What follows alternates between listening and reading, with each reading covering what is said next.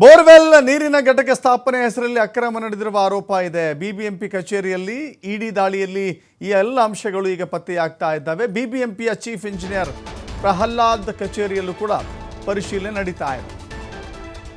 Borewell ಮತ್ತು ನೀರಿನ ಘಟಕ ಸ್ಥಾಪನೆ ವಿಚಾರದಲ್ಲೂ ಕೂಡ ಅಕ್ರಮದ ವಾಸನೆ ಇಡಿ ಇಲ್ಲಿ ಕಂಡುಹಿಡಿತಾ ಇದೆ. ಬ್ಯಾಗ್ಗಳಲ್ಲಿ ದಾಖಲೆಗಳನ್ನು ಹೊತ್ತು ತರ್ತಾ ಇದ್ದಾರೆ ಸಿಬ್ಬಂದಿ. ಯೋಜನೆಗೆ ಸಂಬಂಧಪಟ್ಟ ದಾಖಲೆಗಳನ್ನು ತರಿಸಿಕೊಳ್ತಾ ಇದ್ದಾರೆ ಅಧಿಕಾರಿಗಳು. 5ಕ್ಕೂ ಹೆಚ್ಚು ಅಧಿಕಾರಿಗಳಿಂದ ಪರಿಶೀಲನೆ ಮುಂದುವರಿತಾ ಇದೆ.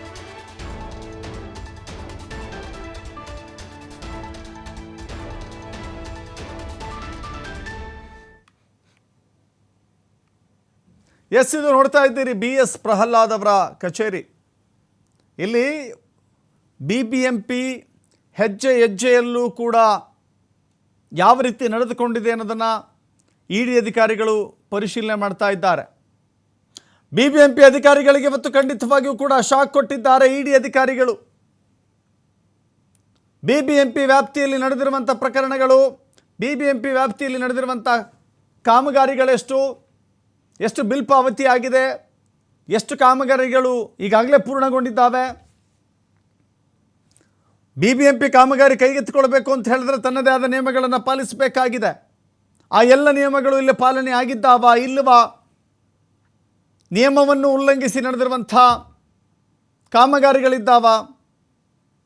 ಈಗ ಸದ್ಯಕ್ಕೆ ಮೇಲ್ನೋಟಕ್ಕೆ ಇಡಿ ಅಧಿಕಾರಿಗಳ ಗಮನಕ್ಕೆ ಬಂದಿದ್ದೇನು ಅಂತ ಹೇಳಿದ್ರೆ ಬೋರ್ವೆಲ್ ಕೊರೆಯುವಂಥ ವಿಚಾರದಲ್ಲಿ ಅಕ್ರಮ ನಡೆದಿದೆ ಅನ್ನೋದನ್ನು ಮೇಲ್ನೋಟಕ್ಕೆ ಕಂಡುಕೊಳ್ಳಲಾಗ್ತಾ ಇದೆ. Not at proved.